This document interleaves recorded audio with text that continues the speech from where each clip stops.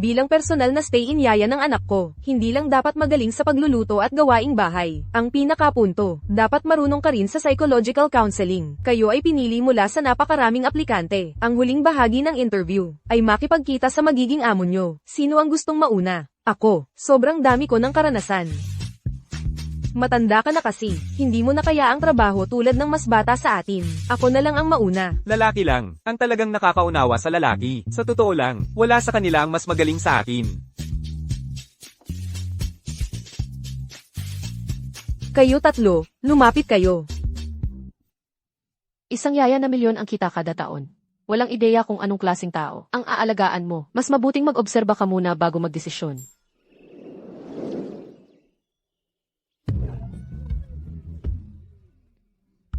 Nakakadirang sobra yan. Kahit gaano pa kalaki bayad, hindi ko kaya to. Sobrang sablay na nito. Sino ba namang may batang ganito? Totally sakit sa ulo alagaan ito. Lahat sila sumuko na. Ikaw, anong balak mo? Kailangan pa ng nanay ko ng pambili ng gamot. Hindi ako pwedeng sumuko. Kaya ko to. Sumama ka sa akin.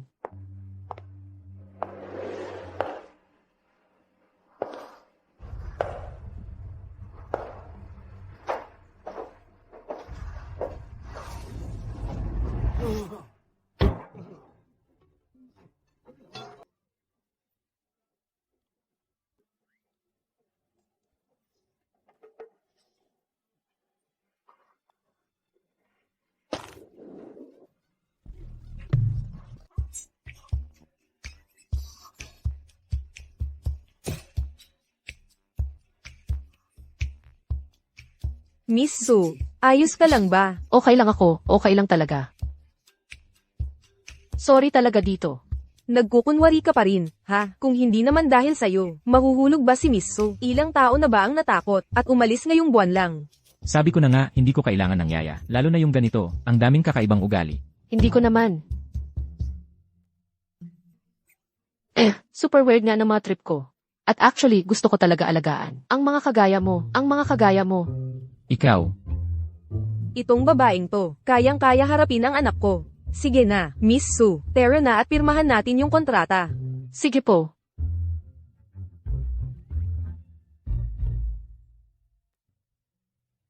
Yung anak ko dati, sobrang mahusay na atleta, pero ayun, may nangyaring di maganda, at eto na, siya ngayon, medyo matindi ang ugali niya, at lately, hindi rin masyadong maayos ang mood niya. Para maiwasan ang gulo, itinago ko na yung ibang bagay sa bahay. Kahit regular siyang check ng doktor na dumarating dito, kailangan pa rin ng kasama na nasa tabi niya palagi. Atleta pala siya noon. Grabe, siguradong. Malaking dagok yun sa kanya. Miss Sue, huwag mong iwanan mag-isa ng higit sa 20 minuto.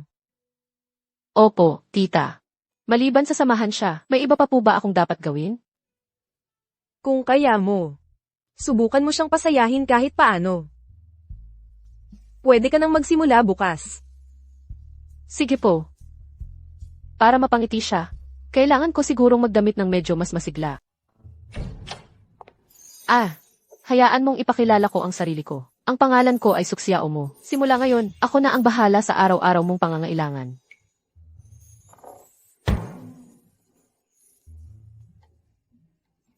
Ang dilim naman dito. Hirap akong huminga. Buksan natin ang kurtina para pumasok ang sariwang hangin.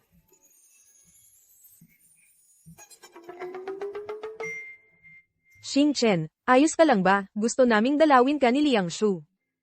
tulungan mo ako sa gupit ko. Medyo biglaan to. Nasa kabinet. Yung gunting. Pakidala mo rin ang pang-ahit. Naku, wala talaga akong alam sa paggugupit ng buhok. Pero unang araw ko pa lang sa trabaho, ito na agad ang pinapagawa. Kung di ko pa magawa to. Umupo ka na lang ng maayos. Ako na ang bahala.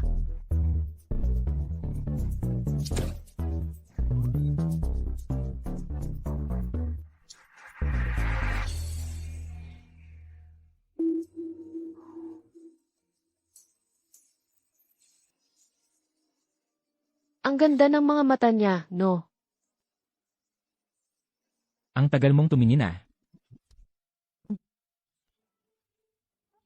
Uy, Ito ang pinakapatok na hairstyle ng mga lalaki ngayon. Ang tawag dito, Korean style, side part. Huwag mo akong apurahin, di pa ko tapos.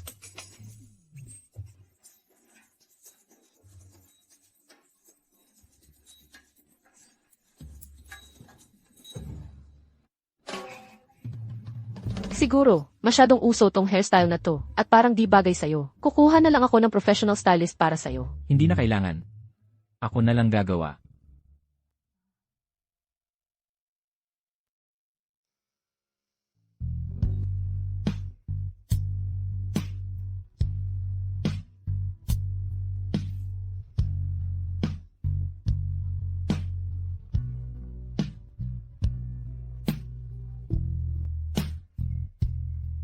Di ko inakala na astig pala siya pagkatapos ng gupit. Xing Chen, nandito kami para dalawin ka. Xing Chen, Grabe, ang ganda ng babae. Bigla na lang siyang nagpagupit. Dahil ba dumating siya? Mahigit 1 taon nang walang paramdam, bigla na lang siyang nagpakita. Miss Lu, anong ginagawa mo dito? Xing Chen, sorry, narinig ko na ang nangyari. Ang hirap para sa'yo na makalimot. Pumunta ako ngayon para sabihin. Ikakasal na ako.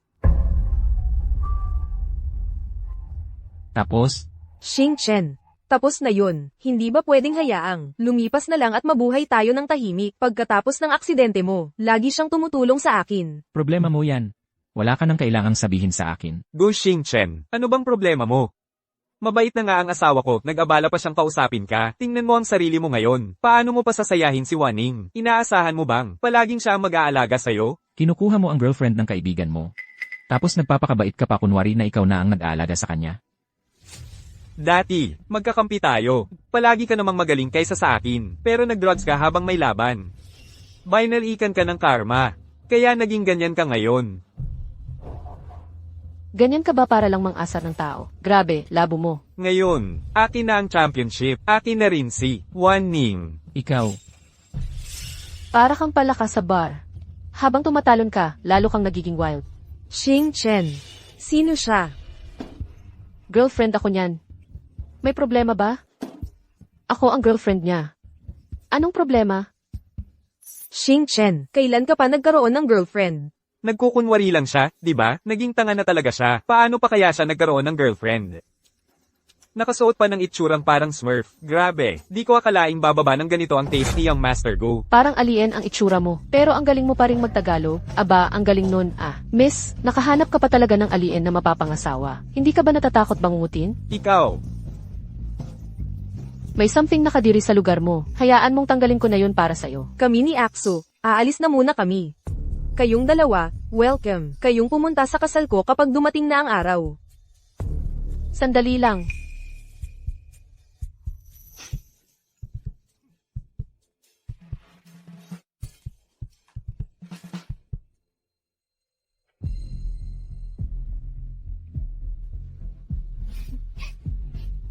Ayos lang naman ang ginawa ko kanina, di ba? So, paano mo ako gagantimpalaan? Oy. Hindi. Hindi naman ako yung nainis sa'yo, sila yun. Bakit mo ako nadadamay? ako ba ang nagsabi sa'yo na makialam ka sa buhay ko? Umalis ka na. Sobra ka na, ah.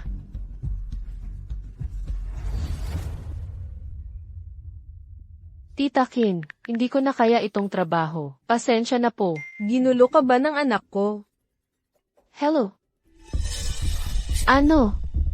Nilalagnat ng dugo ang mama ko. Nanay. Nanay. lumalala na ang sakit mo. Pati yung espesyal na gamot, hindi na gumagana. 2 taon na mula nang inoperahan ka sa cancer sa tiyan. Ayos ka naman dati. Bakit biglang lumala uli? Dapat tuloy-tuloy ka pa rin sa chemo. Kasalanan to ni Itay kasi wala siyang silbi. Wala na tayong pera para ipagpatuloy ang pagpapagamot mo. Tay, wag mo masyadong sisihin ang sarili mo. Ako talaga ang walang kwenta. Hindi ako kumita ng sapat para may maitulong sa inyo. Xiao Mo, tumigil ka na nga sa pag-aaral at nagtatrabaho ka na para sa amin. Kami talaga ang pabigat sa'yo.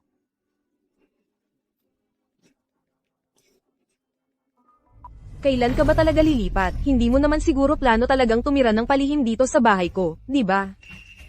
Ate-in-law, naubos lahat ng pera namin sa pagbili ng gamot para kay ate-in-law mo. Sa totoo lang ngayon, sobrang gipit talaga kami. Maaari mo ba kaming bigyan ng kaunting oras pa? Pag nagkaroon kami ng pera at nahanap ng matitirhan, lilipat agad kami. Kuya, 2 taon mo na yang sinasabi. Kailan ka ba magkakaroon ng pera?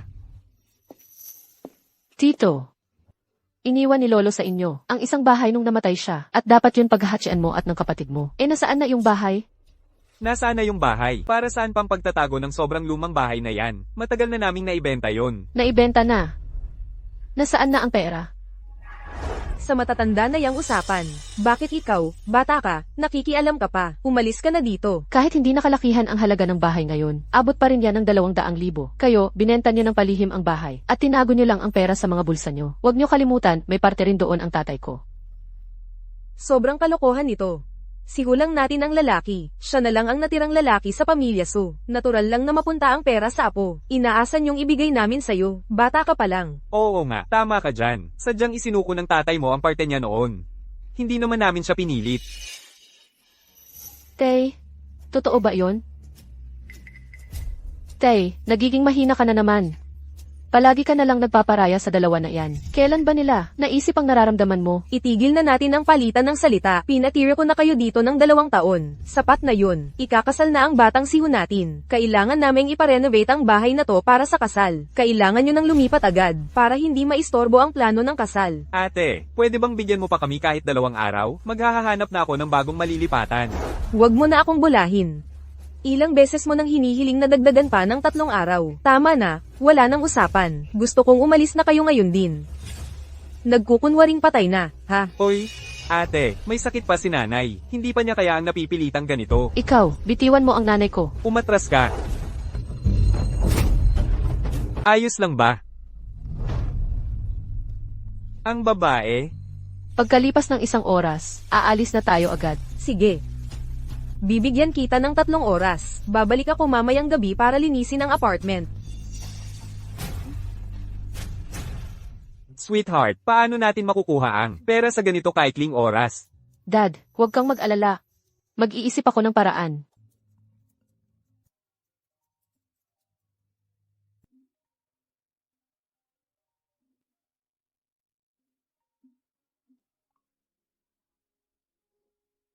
Tiyakin. Sorry. May nangyari sa bahay. Hindi ko nasagot ang tawag mo. Anong nangyari? Sumuka ng dugo si Mama dahil sa cancer sa sikmura at kinukuha na ulit ng kamag-anak namin ang apartment. Pumunta ka para makita ako.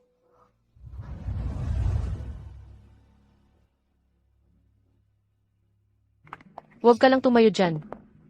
Dad. Halika't maupo ka. Ito ang bago nating apartment. Kumpleto na ang gamit. Pwede na agad lumipat. Sweetheart, saan galing itong lugar na to?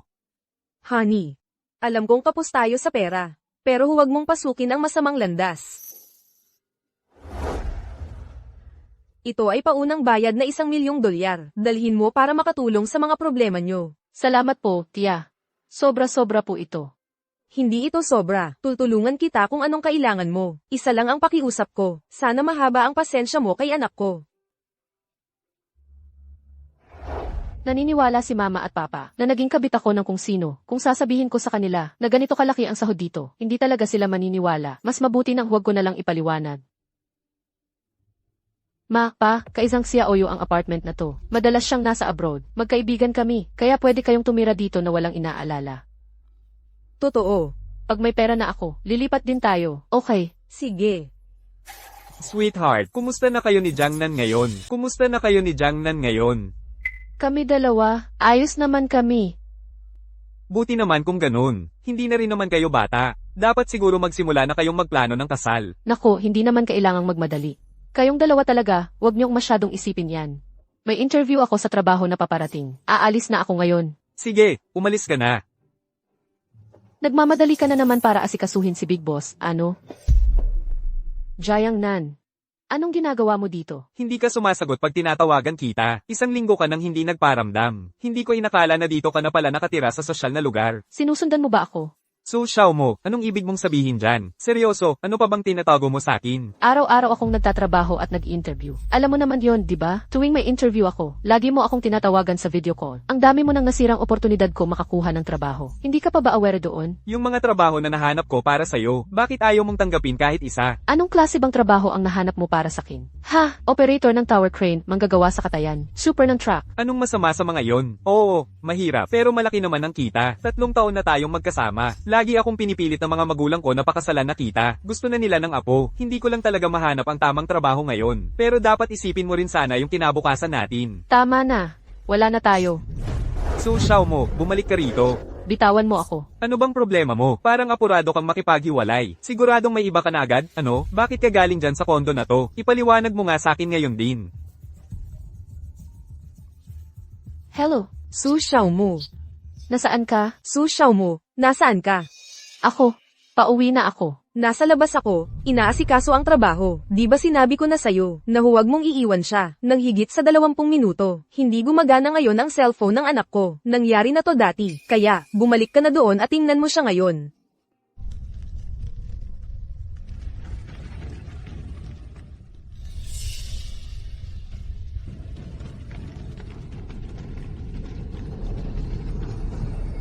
Sige, tita.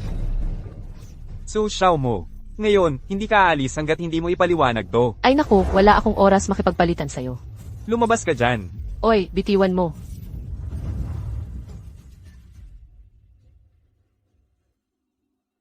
Xing Chen, pasensya na, ikakasal na ako. Magkaibigan pa rin tayo habang buhay. Oo nga. Best friends habang buhay.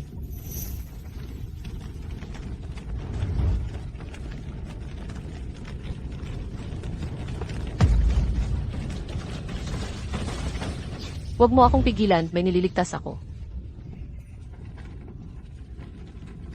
Panahon na para tapusin na ang lahat ng to. Lumabas ka dyan.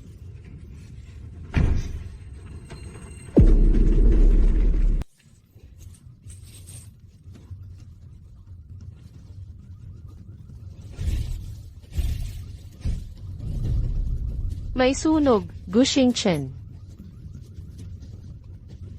Gushing Chen, andito ako para iligtas ka.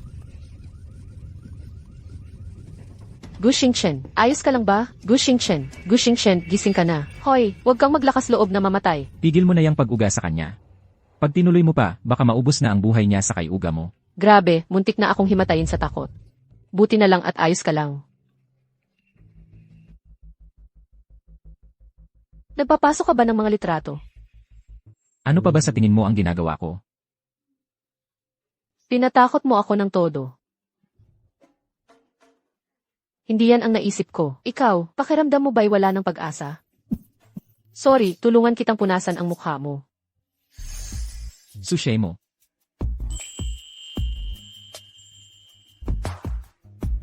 Gusto kong magpalamig ng hangin.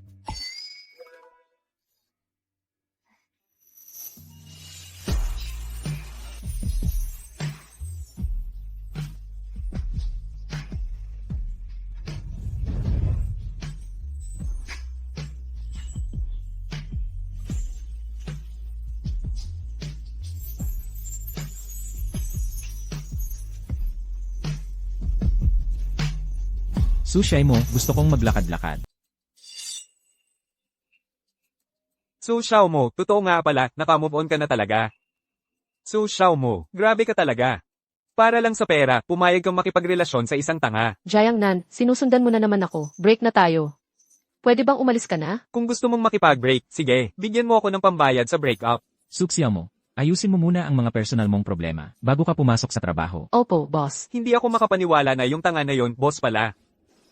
Jayang Nan, tumigil ka na. Kapag magkasintahan, normal lang na lalaki ang bumibili ng gamit para sa babae. Pero ikaw, palihim mong ginamit yung phone ko para bumili gamit ang hulugan. Hanggang ngayon, may utang pa rin ako na di pa nababayaran. Tapos may lakas ka pang loob humingi ng pambayad sa briya ko. Pagdating sa mga magkasintahan, regalo parte na talaga ng relasyon, di ba? Sino ba nagsabing kailangan mong maghulugan? Tsaka, iilan lang ang magagandang taon ng mga lalaki.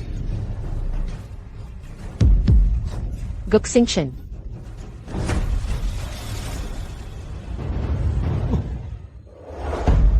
Guxing Chen. Paalam, itong mundo Delikado.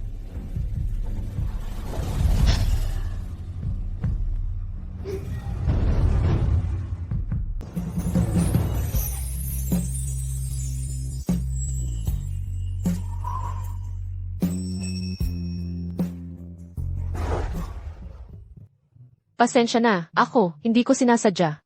So, Xiao mo, wala ka bang hiya? Nagkukunwari ka lang bang parang di mo ako nakikita? Kitang-kita mo yung nangyari kanina. Aksidente lang naman yun lang. Saka, break na tayo, di ba? Ikaw naman talaga yung hindi makamove on dito. Matagal na kayong dalawa, di ba? Kaya pala sobrang eager mong i-dump ako. May nakahanda ka na palang kapalit. Wala akong interes. Sa girlfriend mo ha. Kung kukunin mo siya, kunin mo na, wag mo nang sayangin ang oras ko. Wag mong hayaan na magkalat-kalat siya dito para istorbohin ako. Narinig mo ba ako? Bilisan mo at sumama ka na sa akin. Sabihin mo ng maayos ang sorry mo. Baka patawarin pa kita. Ang kapal ng mukha mo, parang pader dito sa city. Sobrang dami mo talagang sinasabi. Suksiyaw mo, tanggal ka na. Harapin mo na yung gulo mo. Si Imreskin ang nag-hire sa akin. Kung may magtatanggal sa akin, si Imreskin lang ang pwede. Hindi ikaw ang may desisyon. Alam ko naman na mukhang gusto mo lang makabingwit ng mayaman. Tigilan mo na ang pag-iilusyon, pwede ba? Kahit sino makakita, ayaw talaga nila sa'yo. Pag hindi ka umalis ngayon, tatawagan ko ang pulis. Sige, susyaw mo, bahala ka na nga. Hindi ka ba talaga sasama sa boyfriend mo? Anong boyfriend? Tapos na kami, uwe. Ang gusto ko na lang ngayon ay kumita ng pera. Gusto ng pera, hindi madali ang magserbisyo sa akin. Para lang sa pera. Lahat gagawin mo. Mukhang gold digger ka.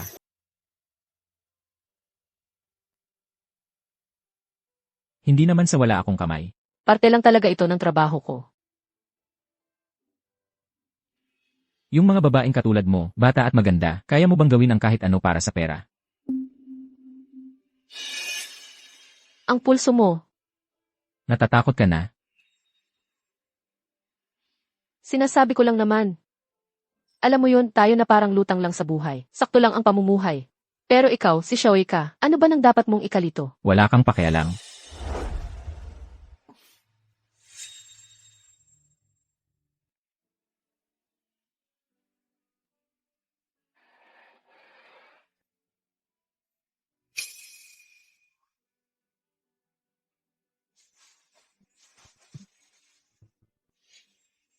Bakit ka bumalik? Kinuha ko lang yung first aid kit. Patingin ng kamay mo. Masakit ba pag ganito? Kung masakit, sabihin mo lang, ha?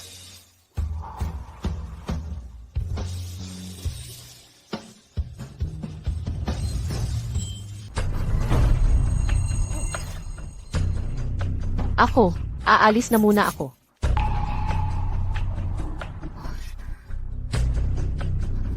Tita Kin, nagkamali po kayo ng intindi. Hindi po iyon ang iniisip ninyo. Sumama po kayo sa akin sandali.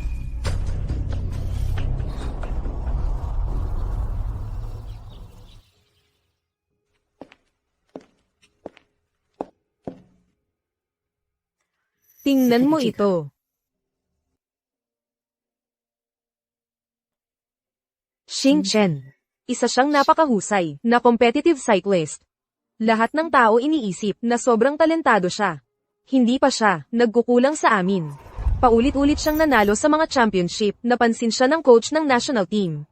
Pero isang beses, naaksidente siya sa track, parehong binti niya nabali. Dinala agad siya sa ospital. At nalaman nilang, may bakas siya ng pampasigla sa katawan niya. Simula noon, hindi na siya muli nakatayo. Mga pampasiglang bawal? May nanira ba sa kanya? Ang CCTV noon araw na iyon, sinadyang sirain. Walang may alam kung sino ang sumire sa anak ko. Pagkatapos noon, nagbago ang buong ugali niya. Minsan, parang sinasadyang sirain ang sarili niya. Mag-isa lang siya. Hindi talaga kami mapanatag. Tita Kin, makakayanan ni Young Master Gu yan. Sisiguraduhin kong maalagaan ko rin siya.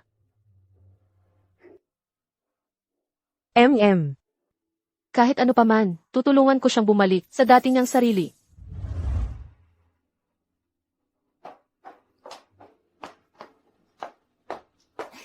Saan ka pupunta? Labas tayo, kain tayo sa labas. Ayoko, hindi ako sasama. Walang bawian, sama ka na. Sandali lang. Kuha mo ako ng beer. Bawal kang uminom habang nagpapagamot ka. Pakialam mo. Iniisip na naman ba niya, yung 2 tao na yun? Kalma lang, kung nakakatulong sa kanya, hayaan mo siyang uminom. Dito mo ilagay.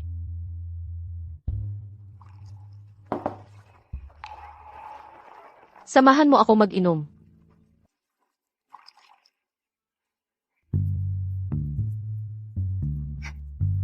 Kumain ka muna bago uminom.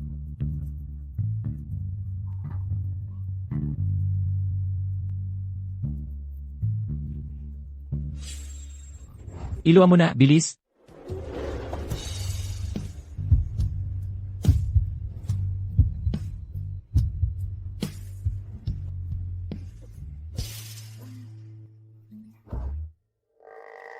Ayokong nasasayang ang pagkain.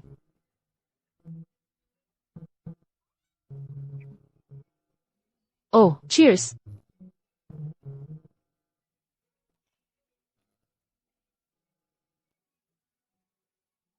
Kumusta ang tolerance mo sa alak? Tolerance ko sa alak. Alam mo, sabihin ko lang, mahirap din ang maging yaya. Akala nila, ang dali lang kumita ng pera sa amo mo. Pati nga sila, humihingi ng pera sa akin. Grabe, kapal talaga ng mukha. Sige na nga, CJ. Makakapal talaga sila. Suksiyaw mo, lasing ka na. Hindi ako lasing. Paano naman ako? Malalasing? Nalulungkot lang ako. Para sa ating dalawa. Akala ko noon, na ang mga kagaya mong mayaman, madali lang kumita ng pera. Pero totoo lang, mas malala pa pala ang pinagdadaanan mo kaysa sa akin. Yung pinaka-close mong tropa, kinuha pa yung babae na pinakamahal mo, tapos nagyabang pa sa harap mo. Hindi ba't ganito talaga? Yung nangyayari sa mga teleserye.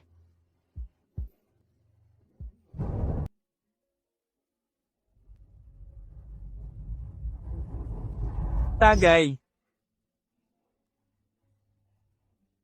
Batiin mo ako, para sa paborito kong boyfriend. Sa pagwagi ng una at pangalawa, sa paligsahan.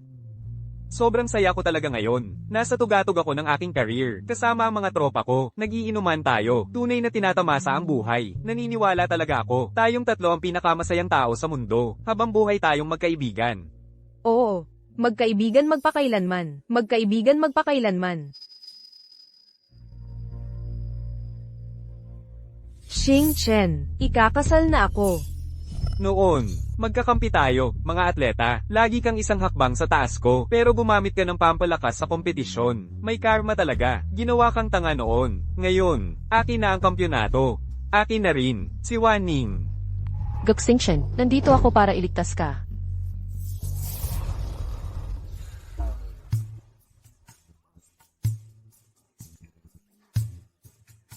Ang mukha mo.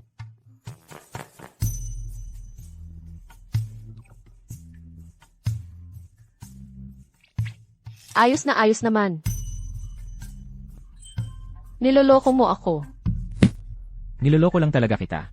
Sige, umuwi na tayo, siyaw mo. Aalis na kayo. Ang aga pa kaya. Gusto mo ba? Maglakad-lakad muna tayo.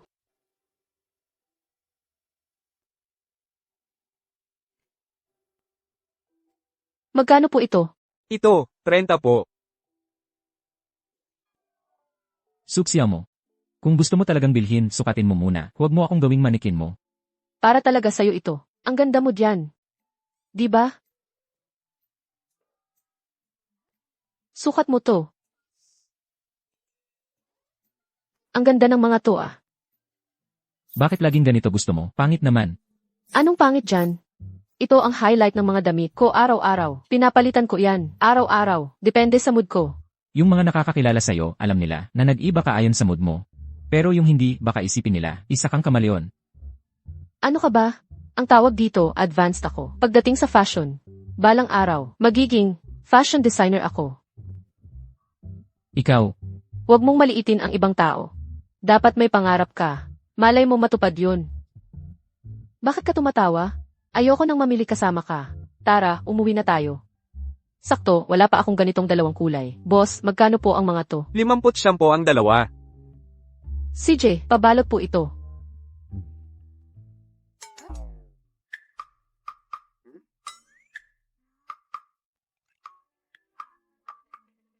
Ako.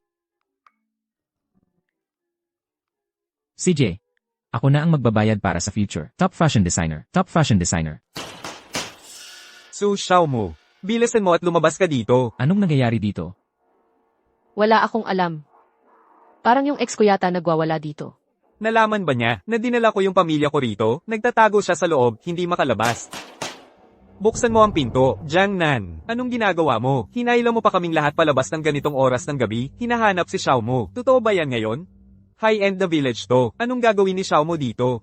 Tito, hindi ako nagkamali. Ako mismo nakakita. Ngayong gabi, ipapakita ko sa inyo kung ano talagang mga pinaggagawa ni Xiaomu behind my back. Yung babae na yan, palihim may kalokohang ginawa. Sabi ko na nga ba, hindi talaga yun sumusunod sa bawal. Huwag ka mag-alala, kakausapin ko siya at pagsasabihan para sa'yo. Pumasok ka muna sa gilid na pinto. Ako mismo ang titingin sa sitwasyon. Ang inay nila. Huwag mong hayaang mag-inay pa sila rito. Sige po. Su Xiaomu, alam kong nandyan ka sa loob. Lumabas ka at harapin mo ako. Jiang Nan, bakit ka nagwawala dito? Tay, Tito, Tita, bakit andito kayong lahat? Su Xiaomu, nandito ka nga talaga. Tito, kailangan mo akong ipagtanggol dito. Palihim siyang nakipagrelasyon. At natulog kasama ang batang amo ng pamilyang to. Naging kabit niya. At pinatulog pa siya sa sarili niya. Ngayon gusto na rin niya akong hiwalayan. Kuya, ganito mo ba pinalaki ang anak mo? Su Xiaomu, hindi ko akalaing niloko mo ako. Pinahiya mo ng todo, ang buong pamilya Su. Xiaomu, sabihin mo nga, totoo ba yung sinasabi nila? Hindi ko mapaniwalaan. Pati yung batang amo ng pamilya ko may kabit na pala ngayon. Oo nga, grabe, kahit pilay na nga, di pa rin makaiwas sa gulo. Hindi pa sapat sa kanya yung kasintahan niya. Ngayon pati yung kabit niya nandito na sa harap ng bahay natin. Tay, nagtatrabaho lang naman ako dito. Naglilinis ng bahay para kumita ng pera para sa atin. Wala nang iba, Jiang Nan. Itigil mo na yung gawa-gawang chismis mo. Ayaw mo pa rin aminin, ha? Tito, yung tinutuluyan, ninyo ni tita ngayon. Siya ang naglatag ng katawan para makuha nyo yun. Alam ko na. Noong pinilit niyong lumipat noon, lumalabas na nakuha niyo lang yung apartment na iyon, dahil nakitulog ka, sa kung sino man. Xiaomu, ano ba talaga ang totoo sa apartment na yon? Tay, yung apartment na yun, sa totoo lang, hindi sa kaibigan ko yun. Binili ko yun gamit ang advance payment na binigay ng amo ko. Mas pipiliin naming magpalipas ng gabi sa bangkita ng nanay mo, kaysa tumira sa bahay, na nakuha mo gamit ang katawan mo. Umuwi ka na sa amin, lumipat ka agad. Hindi ako alis. Hindi ka nga mahal ng lalaking yon. Ni minsan hindi ka pa ipinaglaban. Sa harap ng lahat, tigilan mo na, umasa ka pa dyan. Sumama ka na sa amin, pwede ba? Tama na ang pagtatalo. Tigilan nyo na yung pag-aaway. Gaano mo pa babalak mag-eskandalo sa harap ng bahay ko? May kapal ng mukha ka pa talagang lumabas dito? Nakatago ka pa sa likod ng jowa mo, walang hiya ka. Yung mga katulad mo, sa probinsya, ilalagay ka sa kulungan ng baboy dahil dito. Bantayan mo ang bibig mo. Yaya yan ang pamilya namin. Hindi ikaw ang dapat. Humusga sa kanya. Kasambahay lang siya. Sino ba siya para magmalaki? Su Xiaomu, sumama ka sa amin ngayon na. Huwag mo kong pilitin magwala. Su Xiaomu, lumapit ka rito. Putulin mo na yan sa kanya, at huwag mo na siyang makita ulit. Hindi na tayo titira sa bahay na yon. Tay, sinabi ko na wala akong kasalanan. Bakit ayaw mo pa rin maniwala sa akin? Kahit ginawa mo man o hindi, ngayon, uuwi ka sa amin. Hayaan mong siya na mismo ang pumili. Su Xiaomu, sasama ka ba o hindi? Hindi ako pwedeng sumama. Su Xiaomu, huwag mong gawing mahina ang kagandahang loob. Lumabas ka dito ngayon din. Sinasabihan kita, may mga isi sa labas ng bahay namin. Sumusuway ka, sa pribadong ari-arian. Kapag hindi mo tinigilan to, ipahaharap kita sa batas. Ang cute mong bata ka, sino ba ang tinatakot mo? Hoy! Attorney! Wang, kapag may pumasok sa pribadong property, ano ang parusa doon? And review, kapag may pumasok sa bahay ng walang pahintulot ng may-ari, labag yun sa batas, maaaring makulong ng hanggang 3 taon, o ma-detain. Narinig niyo yon? Sino ba talaga ang tinatakot mo? Umalis kayo o hindi, wala na akong pakialam. Hintayin nyo lang. Tara na.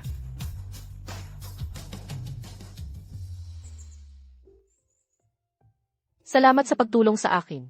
Bukas na uwi ang mga magulang ko. Sigurado, kalat na ang lahat ng to bago maggabi. Dapat pag-isipan mo na kung paano mo papaliwanag sa kanila. Xiaomu, narinig ko ang nangyari kagabi.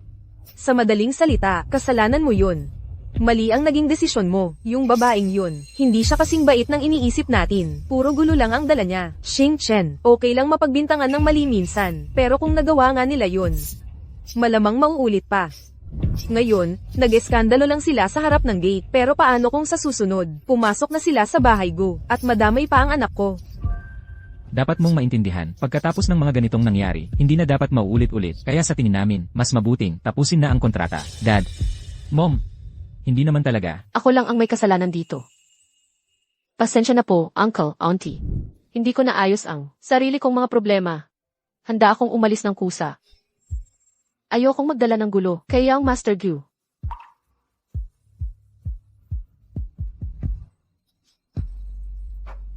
Ito ang kasunduan sa pagwawakas ng kontrata. Ang advance payment ay magiging kabayaran para sa pagbabasura ng kontrata. Huwag mo nang masyadong isipin yun.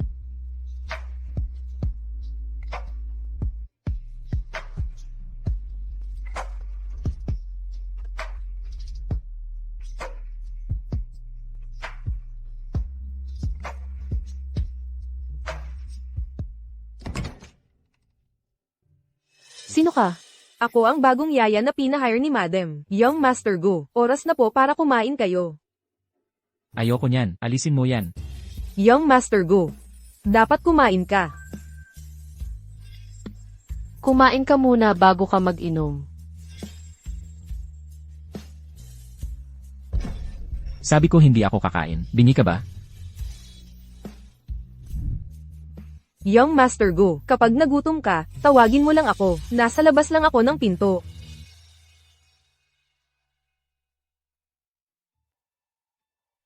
Young Master Go, oras mo na para sa IV. Huwag kang gagalaw, matatapos na ako. Nagasgasan ang kamay mo.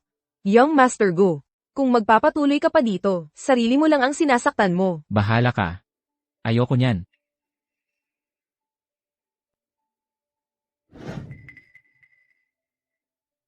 Young Master Go, pairan ko lang ng gamot ang sugat mo.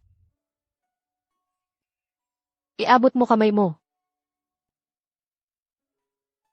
Masakit ba ng ganito? Kung masakit, sabihin mo lang. Hindi na kailangan. Lumabas ka na.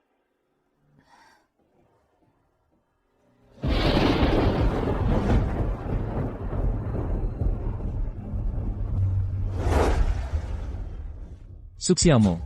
Kung gusto mong bilhin, subukan mo na lang muna. Huwag mo akong gawing sabitan ng damit. Para sa'yo ito. Ang ganda niya, di ba? Tama ba? Suksiyaw mo.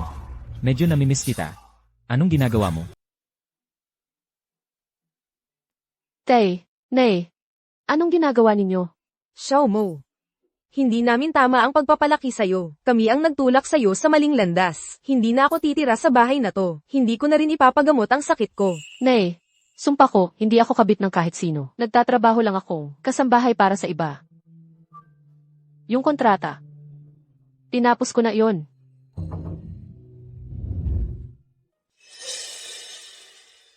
Xiao Mo. Ang nanay mo lang ang nakamisunderstand sa'yo. Hindi ko na sana pinakinggan pa yung batang si Jiangnan. Puro kalokohan ang sinasabi. Kalma lang. Makakahanap pa rin naman ako ng ibang trabaho. Kayong dalawa, dito lang kayo at magpahinga.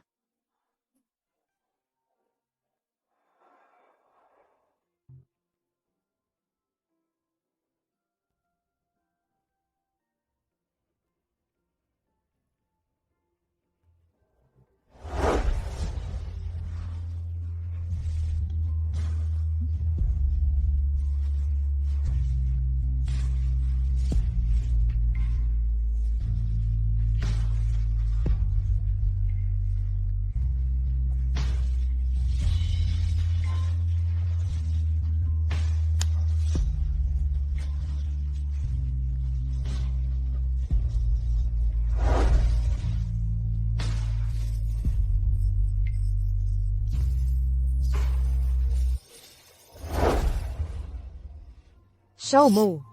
Bakit? May problema ba? Wala. Napagod ka sa kakahanap ng trabaho. Ano, dapat matulog ka na lang muna. Ako na lang kakain mag-isa. Wala naman talaga. Kasi, bigla ko lang naalala ang isang tao. Grebe, bakit ba tuwing may inaalagaan ako? Si Goksingchen pa rin ang naiisip ko.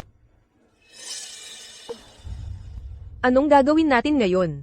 Ayaw kumain ng maayos ni Batang Amugo. Ayaw din niyang magpaiv. Kung magpapatuloy to, may mangyayaring masama, ngayon o sa susunod. Malala na talaga. Lumala pa ang lagay ni Batang Amo. Ano? Ibig mong sabihin, mas masama pa ang kalagayan ng anak ko kaysa dati. Opo, ma'am. Kung magtutuloy-tuloy pa to, hindi natin alam anong pwedeng mangyari kay Batang Amugo.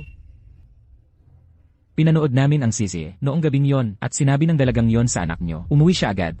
Pero pinili pa rin niyang lumabas para tumulong. Mukhang mali ang naging bintang natin kay Xiaomo. Tuwing andito lang siya, gumiginhawa ang pakiramdam ng anak natin. Imbitahan natin siyang bumalik. CJ.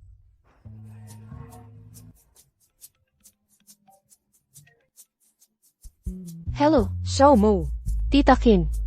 pasensya na po talaga. Mali ang akala namin sa'yo. Humihingi ng tawad si tatay ni Star Chen at ako. Sana bumalik ka na sa trabaho. Papayag ka ba? Tutu. Ayos yan. Salamat sa pagbibigay ng pagkakataon. Sisiguraduhin kong aalagaan ko ng mabuti si Batang Amugu. Kamusta ka nitong mga nakaraang araw? Ayos lang ako. Tingnan mo yung eyebags mo. Para kang higanting panda. Hindi ka pa nga nag-ahi. Ano bang sinasabi ko? Hindi ko naman intensyong mapahiya ka. Sorry. Bakit ka nagsusorry? Wala naman. Bakit hindi mo suot yung makulay mong mga damit? Katulad ng lagi mong ginagawa, ang dami ko kasing iniisip. Nitong mga huling araw. Siguro, hindi talaga para sa mahihirap ang mangarap. Paano ba kita papalipasin ng lungkot tungkol dyan? Hindi pa nga ako nakaka-comfort ng kahit sino eh. Dapat ba diretsyo na lang akong mag-sorry? Ako na ang sasagot ng pinto. Nandito na po yung package ninyo, pakisay na lang po. Salamat.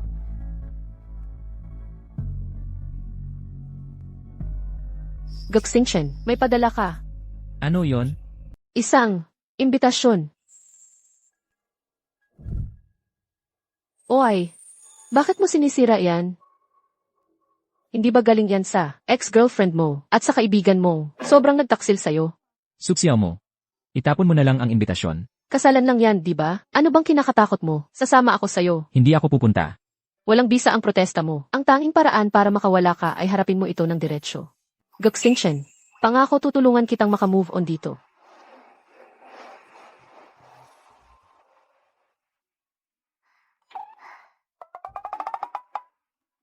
Nandito na tayo. Sabi nga ng iba, since nandito na rin tayo, gawin na lang nating libreng dinner to. Pinilit mo talaga akong pumunta. Sige na. Gusto ko lang namang tulungan ka. Pinadalhan ka nila ng imbitasyon na to, kasi akala nila hindi ka magpapakita. Gusto nilang mapahiya ka. Pero, dahil dumating ka, pinapatunayan mo lang na wala kang pakialam. Sila tuloy ang napahiya ngayon.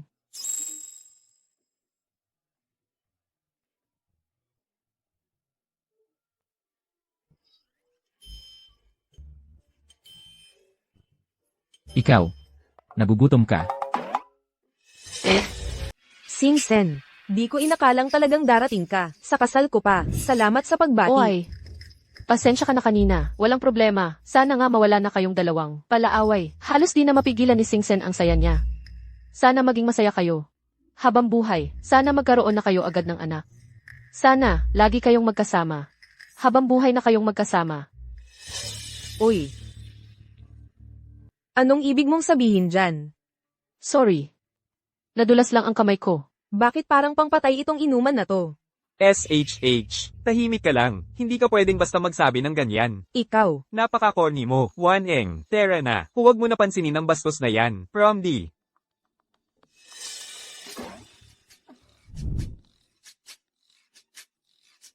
Salamat. Ang gaan na ng pakiramdam, di ba? Sulit ang biyahe, no? Sige na, kain ka pa. Inabot mo to para sa akin. Nandito na. Akala mo hindi ko nakita. Na inabot mo yan. Abot na ang kamay mo sa mesa eh. Halikan. Wanning. Handa ka ba? Halikan mo ako.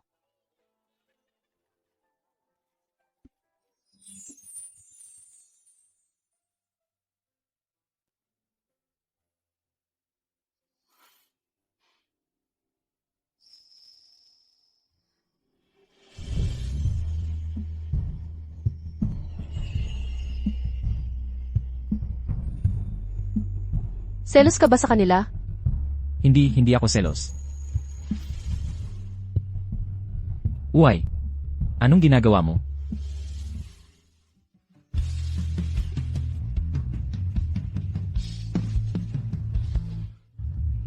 Lahat ng meron sila. Meron ka rin nun.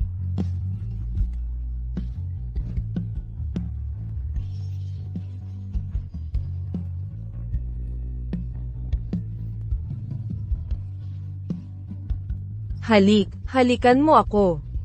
Halikan mo ako.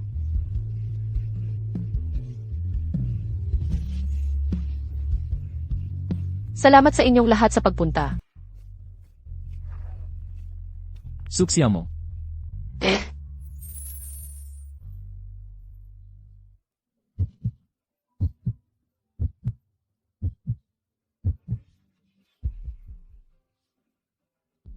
Paano nila nagagawang magpakita ng mukha? Nagwawala pa sa kasal ng iba? Ning, huwag kang magalit. Ako na ang magpapalaya sa kanila ngayon.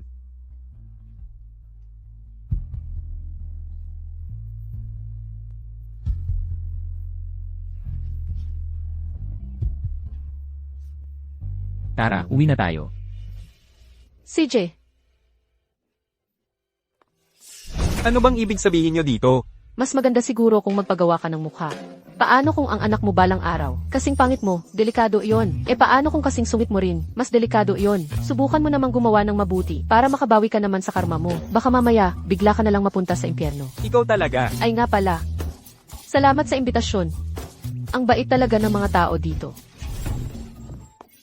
Ngayong kasal natin, huwag na nating hayaang may taong katulad niyan. Sirain ang saya natin.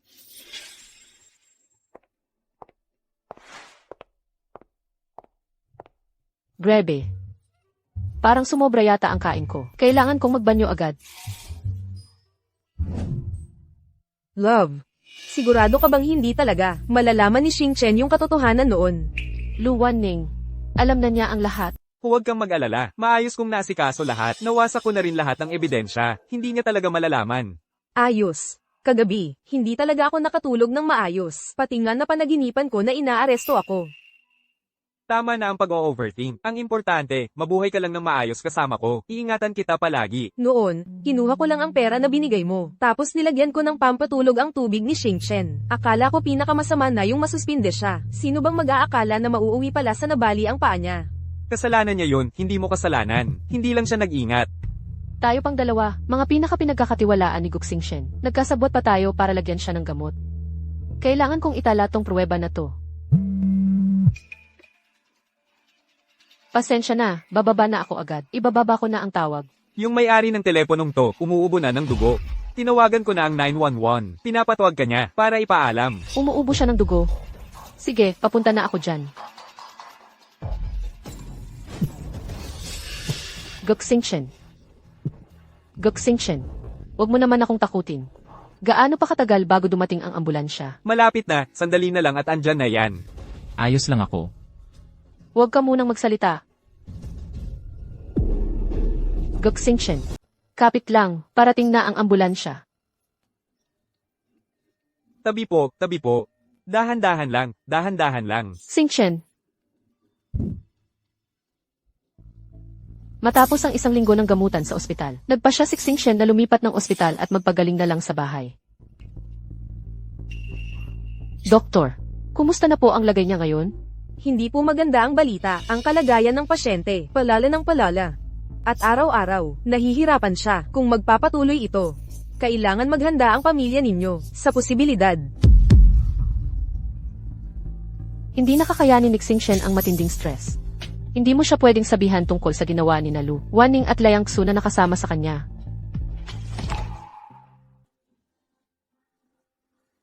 Anak,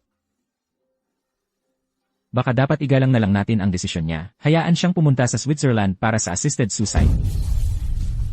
Gumin Sheng, tao ka pa ba? Hindi ba si Xing Chen, ang sarili mong anak? Pero sa totoo lang, mas mahirap pa ang nararamdaman niya kaysa sa kamatayan. Hindi ibig sabihin yan, pababayaan mo na lang siyang mamatay. Hindi talaga ako papayag dyan. Tanggalin mo na sa isip mo yan. Pero parang patay na siya sa paraang nabubuhay siya ngayon. Wala akong pakialam. Hindi ko siya kayang hayaang mamatay. Kung ipagpipilitan mo yan, hihiwalayan kita. Kim Yong-soo. Sa totoo lang, naisip ni Guxing Chen ang assisted suicide. Guxing Chen, kailangan mong mabuhay kung gusto mong magkaroon ng pag-asa. Kahit parang ang dilim-dilim na ng mundo mo. Mananatili akong nasa tabi mo. Lamig. Lamig. Bitaw na, kukuha ako ng kumot para sa'yo.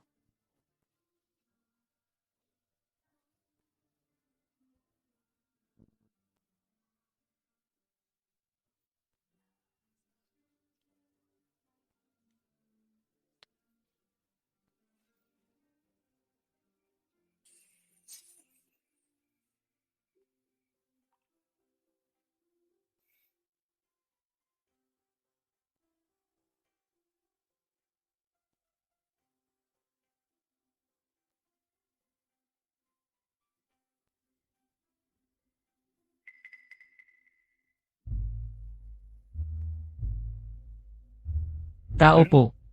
Tao po. Anong nangyari, batang amo? Kumuha ka ng gamot sa lagnat. Sige. Heto na ang gamot. Gising, siyaw mo. May lagnat ka, inumin mo muna ang gamot mo. May lagnat ka. Inumin mo muna ang gamot mo.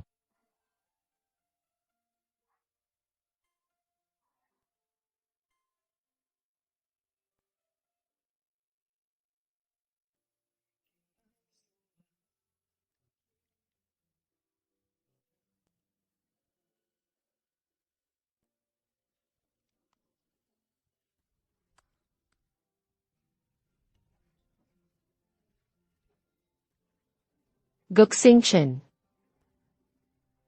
Guxing Chen. Nandito ako. Sige lang. Huwag kang gagawa ng matindi. Kailangan mong magpatuloy sa buhay. Palagi akong nasa tabi mo.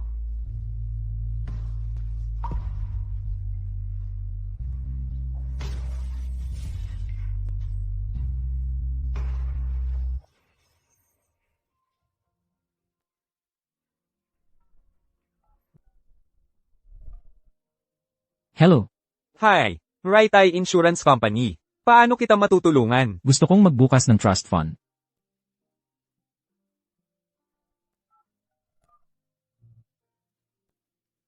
Attorney Wang. Gusto kong gumawa ng testamento. Kapag pumanaw ako, lahat ng ari-arian ko mapupunta kay suksyaw mo. Binatang amo, matatag pa rin ang lagay mo sa ngayon. Pero kailangan mo pa ring inumin ang gamot mo sa tamang oras. Sundin mo lang ang plano ng gamutan natin. At huwag mong kalimutang bumalik para sa check-up mo. Totoo ba? Ayos yan. May mga bagay ba na dapat niyang bantayan? Babantayan ko siya. Mahala ang positibong pananaw, ha? Kaya huwag kang masyadong mag-isip ng kung ano-ano. Nga, Guxing Chen. Mahalaga ang mabuting pag-iisip. Pag lagi kang positibo, mas malaki ang posibilidad na magkatotoo ang mga himala.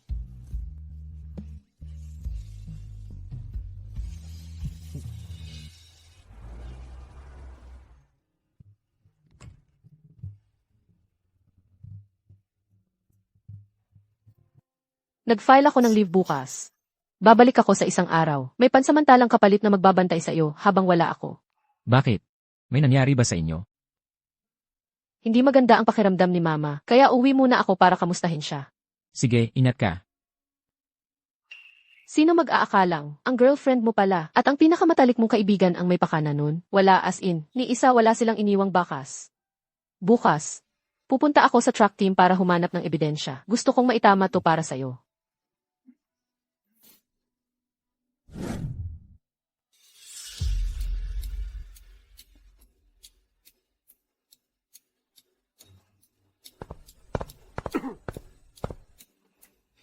Ang file ni Liang Xu. Nahanap ko na. Magandang umaga, Liang. Hindi ka ba off ngayon? Dumaan lang ako para kunin ang isang bagay.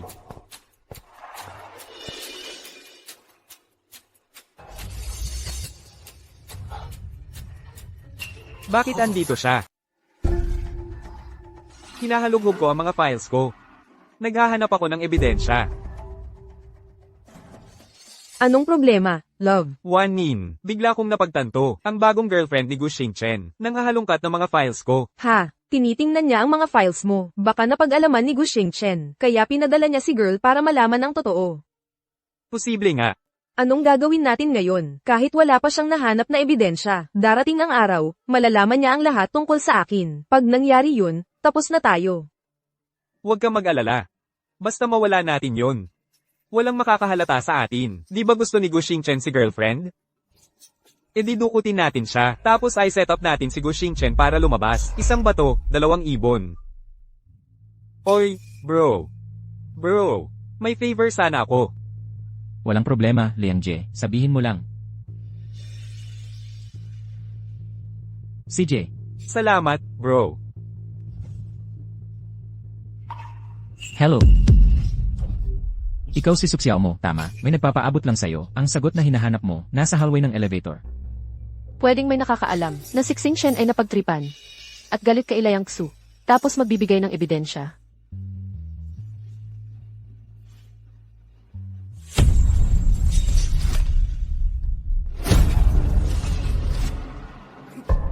Ginosto mo to, kaya huwag mo akong sisihin kung madiin ako. Binatang Go. Nakahain na ang hapunan. Bakit ikaw na naman? Asan si Suxiao mo? Hindi pa bumabalik si Miss So. Nag-day off na naman siya. Hindi. Hindi siya nakipag-ugnayan sa akin. Wala pa siya dito. Natatakot akong umalis. Lumabas ka na.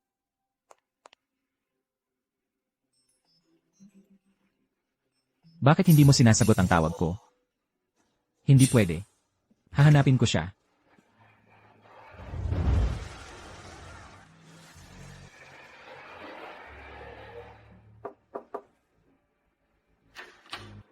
Hello, sino po ang hinahanap ninyo? Hi, ma'am. Kaibigan po ako ni Suxiao mo. Hinahanap ko siya. Nasa bahay ba siya? Xiao mo. Wala siya dito sa bahay. Matagal na siyang hindi umuwi, dati nagkakausap pa kami. Pero nitong mga araw, hindi ko na siya natawagan o nabalitaan. Nasa ibang bahay na siya bilang stay-in yaya ngayon. Baka dapat itanong mo kung saan talaga siya nagtatrabaho, para pwede mo siyang puntahan. Sige po. Salamat, ma'am. Suxiao mo. Saan ka ba napunta?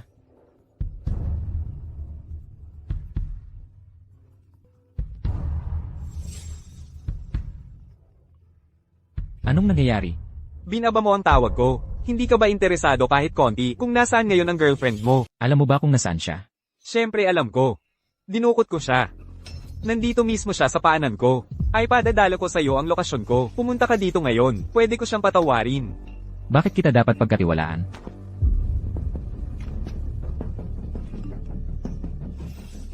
Suxiao mo. Mas mabuting huwag kang masaktan.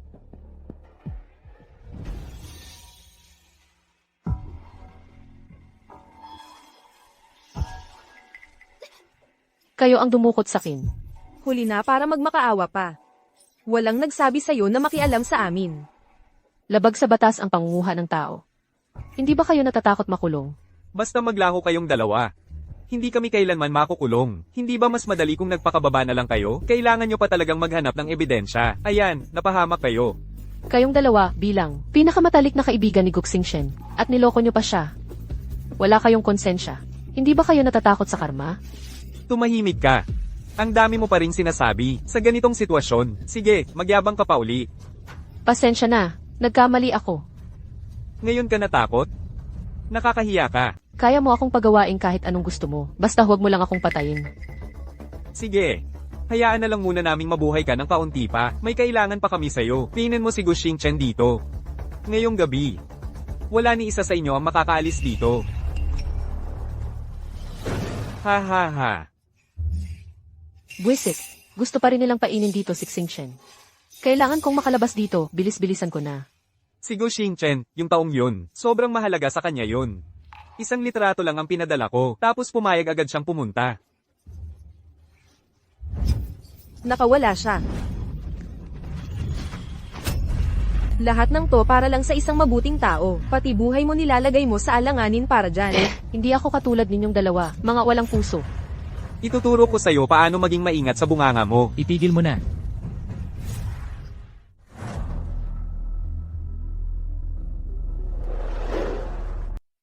Gu Xingchen. Kung ganun, papatayin na lang kitang medyo mas huli. Kailangan pa kitang gamitin para mahikayat si Gu Xingchen na pumunta dito ngayong gabi. Kayong dalawa, wala ni isa sa inyo ang makakalabas. Huwag mo na akong alalahanin. Tumawag ka ng pulis, bilis. Sila ang may gawa nito sa'yo. Sila ang nagdala sa'yo dito. Para lang, takpan ang mga bakas nila. Suksiyaw mo.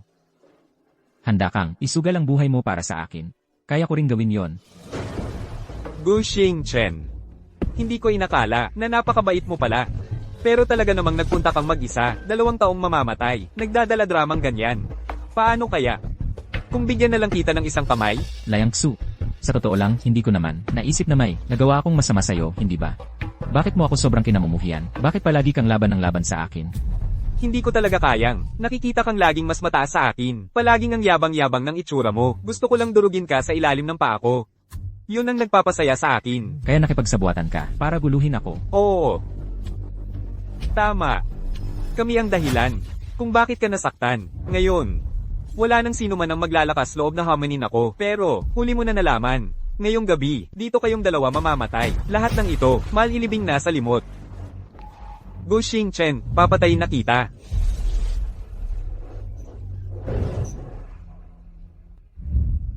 Chris, pulis.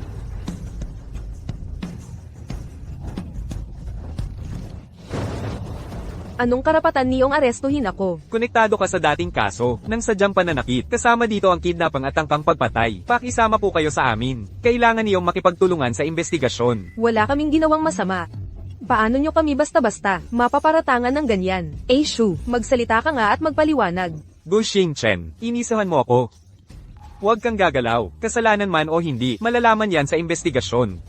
Tara na. Gu Xingchen. Alam mo na pala lahat. Hindi ako tanga. Ikaw ba, tanga? Talagang sumugod kang mag-isa. Anong gagawin ko kung may nangyari sa'yo? Sorry. Sabi ng doktor, hindi mo na kaya ng sobrang stress. Kaya hindi ko sinabi sa'yo. Suksiyaw mo. Ikaw pa rin ang number 1 sa puso ko. Wala nang iba pang mahalaga. Pangakuhan mo ako. Huwag ka na ulit papasok sa gulo mag-isa. CJ, Nasaktan ka ba? Tara, sa ospital tayo. wala to. Gasgas lang, bale wala. Yung dalawang yun, kung pwede lang, sisipain ko pa yun ng ilang beses. Sa kulungan na lang sila kakain ngayon. Ayos yan. Mukhang, naka-move on ka na talaga. Salamat.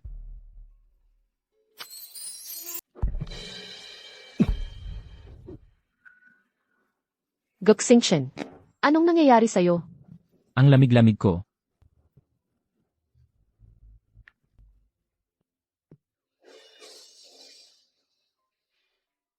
Kaka-inject lang sa kanya ng pampakalma. Sinabihan siyang magpahinga muna. Doktor, ano po bang sanhi nito? Bakit po siya sobrang nahihirapan? Isang uri po ito ng depresyong pisikal. Karaniwan, nagpapakita siya ng hindi matatag na emosyon, bigla-biglang nalulungkot, at pwedeng makaramdam ng sobrang init o lamig. Yung tibok ng puso niya, biglang bumibilis din, pero pinaka-importante, buong katawan niya, parang kinakain ng langgam. Sobrang sakit talaga. Kaya, totoong nahihirapan si Gu Xingchen. Matagal na siyang ganito, ilang taon na rin siyang depressed. Yung mga kaso na ganito, pati sa ibang bansa, hindi pa rin ganun ka-successful. Doktor, magagamot pa po ba siya? Samahan mo lang siya palagi. Gagawin ko ang lahat na makakaya ko kasama kayo. Subukan pa natin kahit huling pagkakataon na.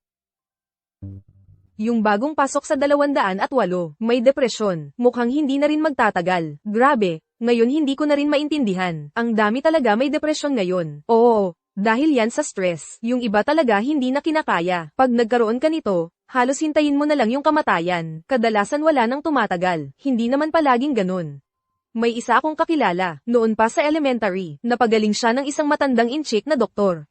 Sinong doktor yun? Ang galing ah. Ang alam ko, Lidahay pangalan niya. Aling doktor ng lumang Chinese medicine. Ang sobrang galing. Sa tingin ko si Lidahay yun. Sikat siya online.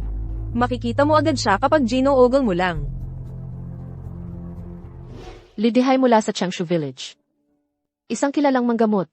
Tanyag siya doon sa lugar na iyon. Ayos yan. May pag-asa na rin si Gu Xingchen. Gising ka na. Talaga bang naniniwala ka dyan sa mga manggagamot sa kalsada? Narinig mo lahat, ano? Gusto mong subukan? Paano kung gumana nga? CJ, sasamahan kita. Tutu. Pero, malayo yung Changshu Village. At hindi pa handa ang katawan ko para bumiyahe. Pahinga lang ako ng ilang araw pa, tapos sasama ka sa akin. Kailangan kong umalis ng ilang araw. Sa mga araw na to, ikaw muna ang bahala kay Guxingshen. Saan pupunta si Miss Su? Huwag kang magtanong, may mahalaga lang talaga akong aasikasuhin. Kahit ako ang nandito at nag-aalaga kay Young Master. Sa totoo lang, sumasahod lang ako nang wala masyadong ginagawa. Ikaw naman talaga ang gumagawa ng halos lahat ng trabaho. Sobrang umaasa si Gu Xiao sa'yo. Umaasa rin ako sa kanya. Gaano katagal kang mawawala kapag tinanong ni Gu Xiao? Sabihin mo lang umuwi ako sa bahay para bisitahin sina mama at papa. I-text o tawagan mo ako kung may mangyari. Sige. Guxingshen, hintayin mo ko.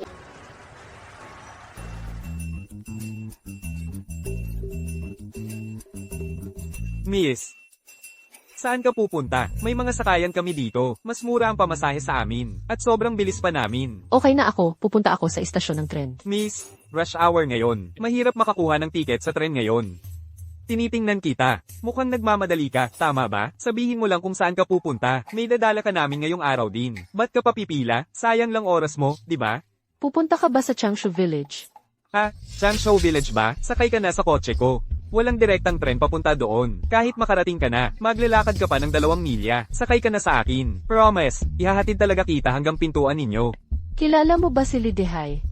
Oo naman, kilala ko siya. Sikat na doktor yun. Marami na akong naihatid doon. Paulit-ulit na akong nagpupunta doon. Kabisa ko talaga yung lugar. Sige, tara na. Ayos, sakay ka na.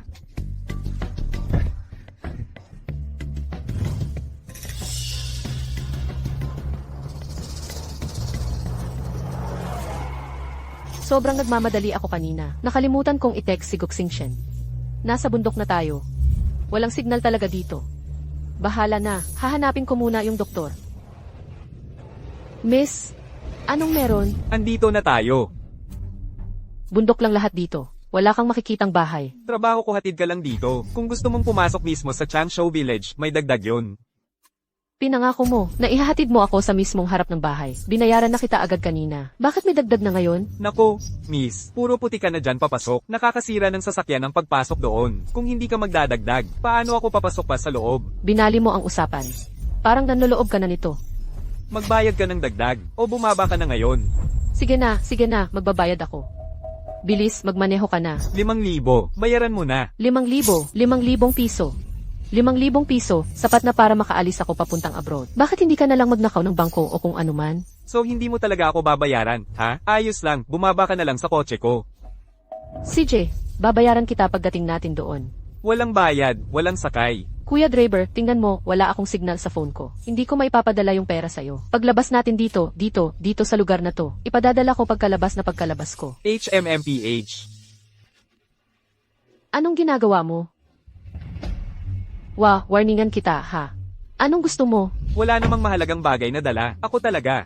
Grabe, sira na talaga wallet mo. Pero, ayos ka naman pala sa itsura. Pwede ba, matulog ka na lang kasama ko at quits na tayo, ha? Huwag kang lalapit sa akin, tulong.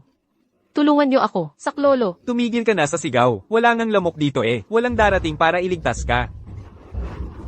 Teka. Hahaha, hindi ko inakalang may makakasama pa pala ako bago mamatay. Ayos na rin siguro na may kasama, hindi na masyadong masama. Alam mo ba, kung bakit ko hinahanap si Lidehay? Bakit? Kasi, may hit ako. Bata pa ako. Ayokong mamatay. Narinig ko na siya. Kahit ano, kaya niyang pagalingin. Siyempre, susubukan ko. AIDS. May hit ako. Tigilan mo na ang pagpapanggap. Huwag mo akong niloloko. Maniwala ka man o hindi. Pero, maganda pala talaga ang katawan mo. Baka pwede tayong mag-enjoy. Tingnan mo tong lugar na to. Ang ganda ng tanawin. Walang tao kahit saan ka patumingin. Nakakakilig din, ano? Lumayo ka sa akin. Ang malas naman. Lumabas ka ng kotse. Huwag. Oy.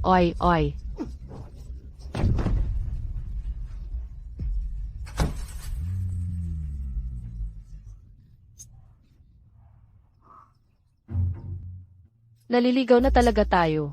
Instinct na lang talaga ang gagamitin natin para makausad.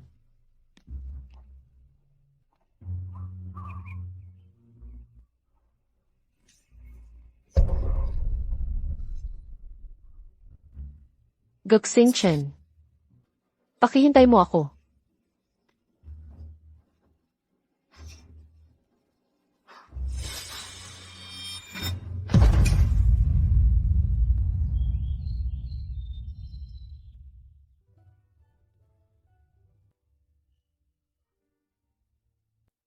Nasaan ako? Ito ay Lee Family Clinic. Lee Family Clinic. Ikaw si Itzy Lee, Lidihay. Oo, nakilala kita sa daan pataas ng bundok habang namumulot ako ng mga halamang gamot, kaya dinala kita dito. A.T. Lee, pumunta talaga ako dito para lang hanapin ka. Nakikiusap ako, iligtas mo po ang isang tao para sa akin. Halika, tumayo ka na. Yung taong gusto mong iligtas, siya ba yun? Guxing Chen. Guxing Chen. Anong ginagawa mo dito? Bakit parang wala ka talagang alam?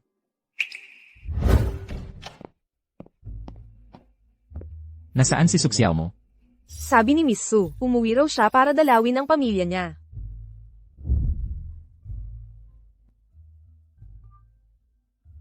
Hello, Xiao mo. Nabili mo ba yung fried chicken? Xiao Mu, ako ang mama niya, at ikaw naman ay... Ay, hello tita. Ako si Xing Chen. Sorry. Dapat si Xiao mo ang tatawagan ko. Ah, ikaw pala si Xiao Go. Minsan kasi mabagal lang mag-isip si Xiao Mu. Kung gutom ka na, pwedeng bumili si tita at dalhin sa iyo. Okay lang po, tita. Babalik na rin siya siguro maya-maya. Hindi naman talaga siya umuwi. Paano mo nahanap itong lugar na to? Alam ko na, pupunta ka dito para kay Dr. Lee. Kaya nauna na ako. Kung hindi pa kita nakita, tatawag na sana ako sa pulis. Sorry. Gusto ko lang talaga, mapabalik si doktor. Una, pwede mo bang sabihin saan ka napunta at bakit hindi mo sinasagot ang tawag ko? Huwag mong ipapahalata sa kanya na may nangyari sa akin. Naligaw ako. Naubusan din ako ng battery sa phone. Simula ngayon, huwag ka basta-basta gumagawa ng desisyon ng mag-isa. Alam mo ba kung gaano ako nag-alala? Nag-alala ka sa akin? Doc, nandito na siya. Pwede mo bang tingnan ang kalagayan niya? Subukan ko, pero hindi ako makakapangako na tuluyan siyang gagaling. Sinulat mo ba lahat ng sinabi ni Shen sa'yo? Sabi ni Shen, ang pinaka-importanting bagay habang nagpapagamot ka ay dapat talagang bantayan ang kinakain mo. Mas mahalaga pang mapanatiling kalmado ang emosyon mo. CJ, makikipagtulungan ako sa'yo, pangako, pero kailangan mo munang pumayag sa isang bagay. Kalimutang isang bagay, kahit 100 pa, papayag ako. In-enroll kita sa isang designer training class. Kailangan mo lang kumuha ng designer certification mo. Ha? Ito si Teacher Yang Hongyan. Isa siya sa mga pinakamagaling na design mentor sa bansa. Gold medal na instructor siya. Hello, welcome sa group. Yang Hongyan. Sobrang hirap mapasok sa mga klase niya. Ginawa talaga ni Guxing Chen ang pangarap ko. Gusto ko talagang sumali, kaso hindi ko pa tapos ang task ko. Huwag kang mag-alala kung mahirapan kang magbalanse habang inaalagaan mo ako. Kasi sasama ako sa'yo, sa klase araw-araw. Suksiao mo bago ako umalis. Pangako, tutulungan kitang matupad ang pangarap mo.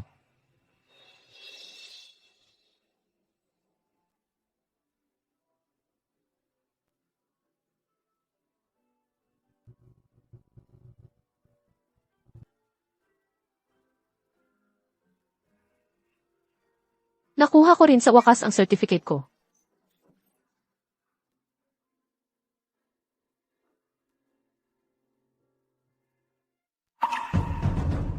Ay! Di ba ex-girlfriend ko yon? Hoy, di ba siya yung ex ko? Sinasamahan mo pa rin ba tong tao na to, ha? So, Xiao mo. Grabe, parang wala ka talagang pinagbago. Wala ka pa rin ipinasadong pagbabago. Siguro dapat chinek ko muna yung horoscope ko bago ako lumabas ngayon. Ang malas naman na ikaw, agad ang nasalubong ko dito. Babe, iniwan ka ng ex mo, para lang sa ganyang klase ng lalaki. Sa totoo lang, bagay naman sila. Yung isa, sakitin, yung isa naman, bulag. Kita mo yon? So, Xiao mo. Ito ang girlfriend ko. May-ari siya ng jewelry shop. Binibili niya ako ng phone. Nabayad agad, walang hulugan. Sarap ng buhay ko ngayon. Ikaw, oh. Kapit ka pa rin sa ganyang klase ng tao. Buong buhay mo, mananatili kang alila ng iba. Ngayon lang ako nakakita ng taong umaasa lang sa iba, pero ang taas pa rin ng ere. Uy, mukhang mas matanda pa yung babae kaysa sa nanay mo, no? Paanong nagawa mong patusin yan? Hoy, magdahan-dahan ka dyan sa sinasabi mo, lalo na tungkol sa may kapansanan. Sinong tinatawag mong matanda, ha? Hoy, tama na. Huwag ka magalit, babe. Ingit lang naman siya sa atin. Para sa akin, ikaw pa rin ang pinakamagandang tao sa buong mundo. Deadmayan na lang natin sila. Tara na, alis na tayo. Tahimik mo talagang tao, ano? Pero kapag nagsalita ka, puro matitinding banat din. In fairness, medyo matanda na nga siya. Nagiging totoo lang ako. Paano mo naisip yon? So, kamusta naman diyan sa abroad? Lahat ng papeles para sa euthanasia. Ayos na. Pirmado na ng anak niya. Hayaan na lang natin siyang umalis ng tahimik.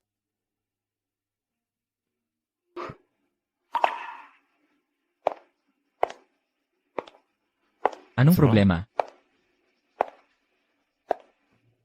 Hindi ka ba maganda ang pakiramdam? Huwag mo akong hawakan. Bakit ka umiyak? Bakit gusto mo pa rin? Piliin ang euthanasia. Ano nang silbi ng lahat ng pinaghirapan ko? Niloloko mo lang pala ako simula't simula, di ba?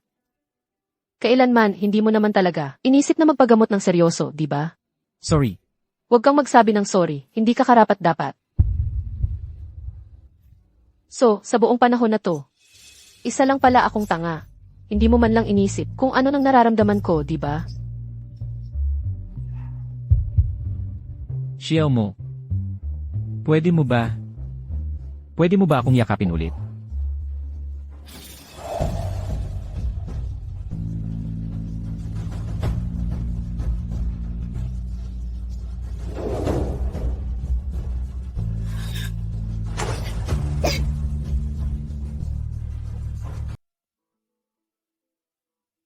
Tatay. Nanay. Tatay, Xiao mo, ang mama mo. anong nangyari kay mama? Ang mama mo, wala na siya.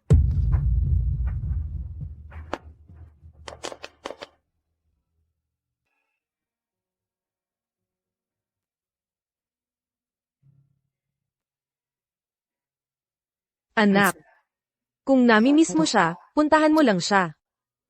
Alam ni mama na ayaw mo siyang pigilan. Alam din ni mama na pagod ka na, at sobrang hirap na para sa'yo. Kung gusto mong umiyak, ilabas mo lang. Huwag mong pigilan.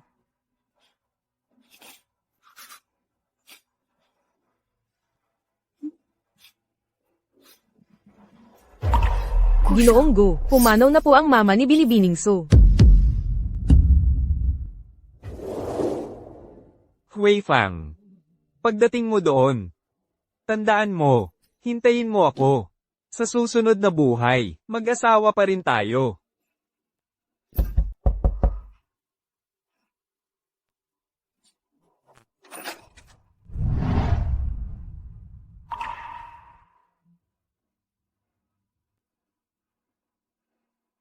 Pagkatapos nating magbigay galang, umalis na tayo.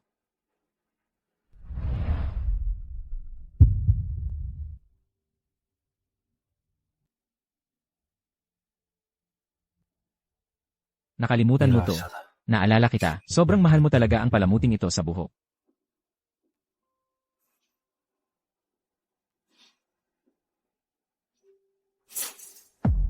Palamuti lang naman yan sa buhok. Lahat ng nagmahal sa akin, iniwan na ako.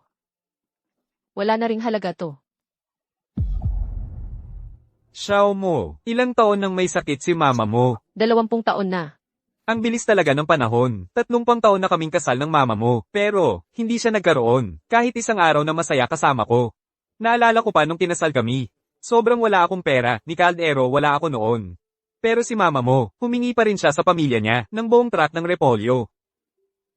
Nung pinanganak ka niya, hindi siya halos nakapahinga pagkatapos. Kaya nagkaroon siya ng iba't ibang sakit. Pagkatapos, nadiskubre na may cancer si mama mo. Simula noon, hindi na siya tumigil sa pakikipaglaban. Wala siyang natakmang masarap na pagkain. Hindi rin siya nakatulog ng mahimbing kahit once. Araw-araw. Naranasan niya ang kirot at hirap. Kung pwede ko lang ibalik ang oras, sisiguraduhin kong makasama ko siya nung mga huling araw. Hindi ko siya hahayaang magdusa pa kahit kaunti lang. Hui Fang. Guxingchen.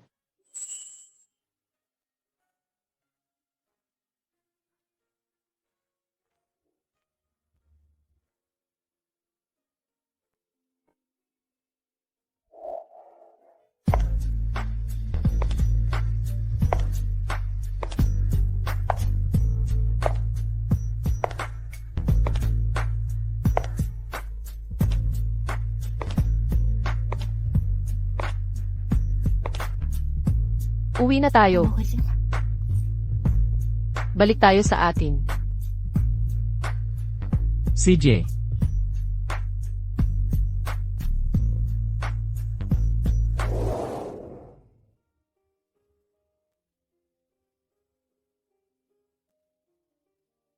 Itong drawing na to, parang may kulang pa rin. Para sa akin, ang ganda na. Siguro dapat kumuha tayo ng photographer. Photographer. Bakit kailangan pa natin ng photographer?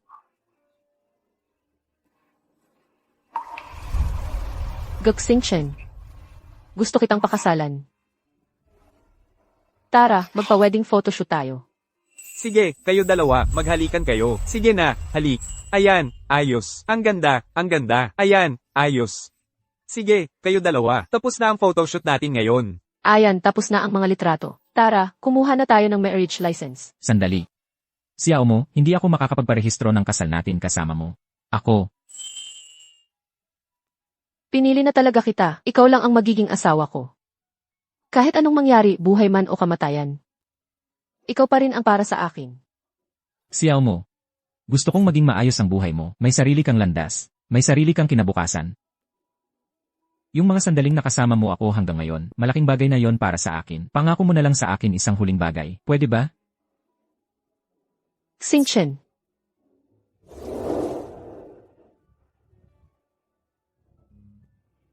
Ang huli kong hiling ay sana maging masaya ka. Pangako ha? Pangako ko sa'yo. Sigurado ka bang ayaw mong sumama ang mga magulang mo? Tita, tito. Ayaw ni Xingchen na makita niyo ang lahat ng to kasi alam niya kung gaano kasakit para sa inyo. Gusto niyang magpaiwan kayo sa bahay. At alagaan ang sarili ninyo ng mabuti. Yan din ang huling gusto niya. Sige. Pangako ni tita sa iyo.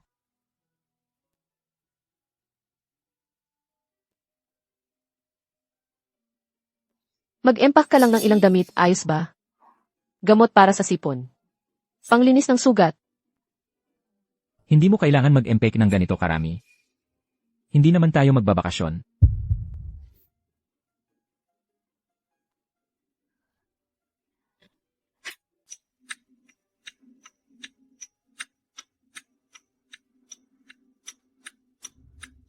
Anak, tandaan mo palagi kung paano umuwi. Umuwi ka at bumisita sa amin madalas, ha? Mama, ang dami mo ng pinagdaanan at pinaghirapan nitong mga taon. Anak, alagaan mo ang sarili mo dyan kasama si Xiao mo. Kumain ka ng kahit ano gusto mo. Gawin mo lang ang kahit anong trip mo.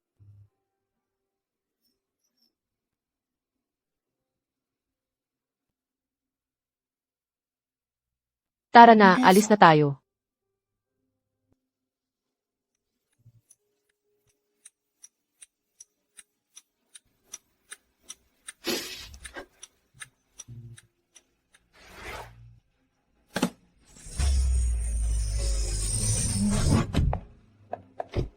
Anak, Xingchen, mahal kong Xingchen. anak, Xingchen, alagaan mong mabuti ang sarili mo, ha? anak. Mamimiss ka ni mama, anak. Xingchen.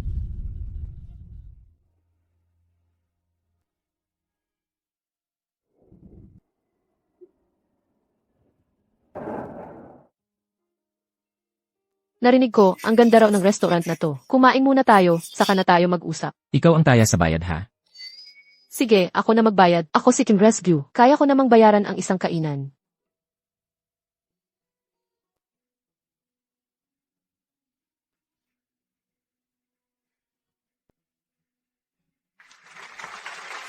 Ayos yan. Chino siya. Kahit pinuri mo siya, mag-tip ka pa rin. Di ako nagpalit ng pera. Bakit ka pa kumakain sa labas? Kung wala ka ng pera, kailangan mo talagang kumita sa pamamagitan ng pagpe-perform, siguro.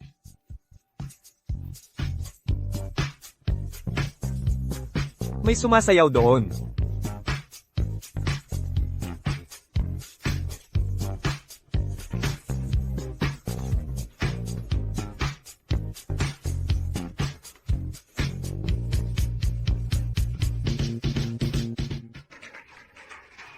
Ang ganda nun. Sige. Sige.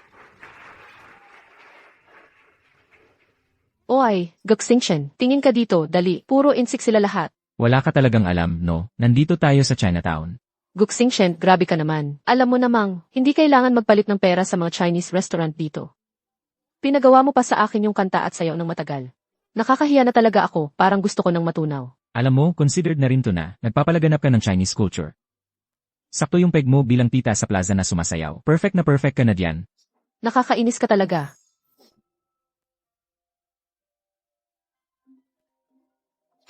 Hello. Sir, magandang hapon po. Ayos na po ang reservation ninyo. Ayos. Salamat po. Sige, alis na ako. So, isang araw na lang, tama ba? Nakabook na yung hotel. Tara na.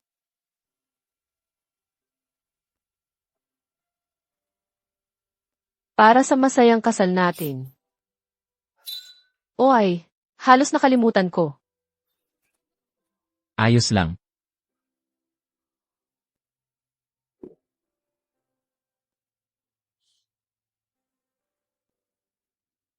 Ang tagal na nating magkakilala, hanggang ngayon ba naman hindi mo pa rin alam kung ilang taon na ako?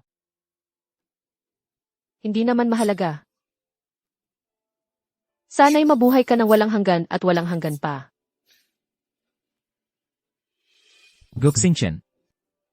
Ipinanganak noong 1978. Pumanaw noong 2025. Guxingshen. Libangan, pagbibisikleta. Propesyon. Atleta. Guxingshen. Isang tao lang ang minahal niya buong buhay niya. Apelyido, Su. Pangalan, Xiao Mo.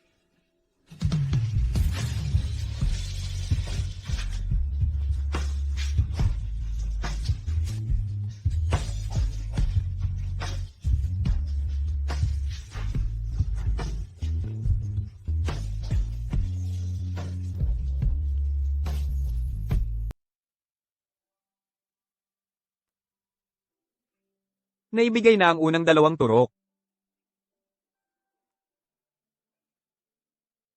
Isa na lang ang natitira.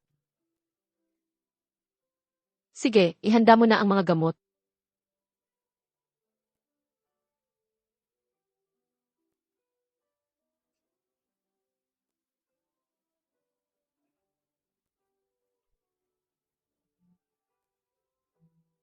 Kantahan mo naman ako, pwede ba?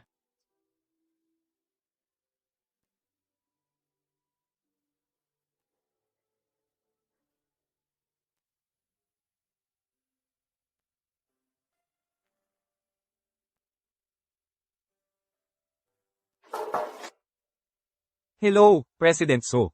Bukod sa mana na iniwan, sa iyo dati ni Mr. Go at yung kumpanya ng fashion design na. Binuksan niya sa pangalan mo. Meron ding trust fund at dagdag na mana. Inutusan niya akong ibigay ang mga ito sa iyo makalipas ang 1 taon.